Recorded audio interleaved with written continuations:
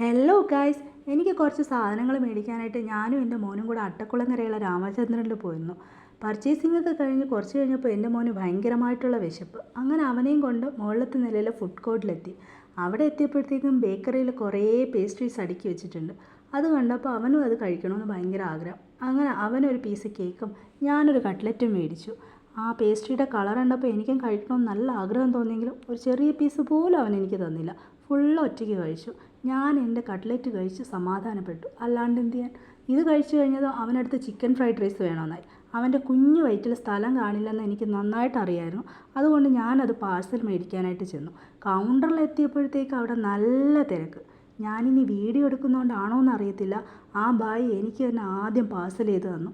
കിട്ടിയ പാടെ അവിടെയുള്ള ബാക്കിയുള്ളവരുടെ തെറിവിളി കേൾക്കുന്നതിന് മുന്നേ ഞാൻ എൻ്റെ പാഴ്സലും കൊണ്ടുപോയി.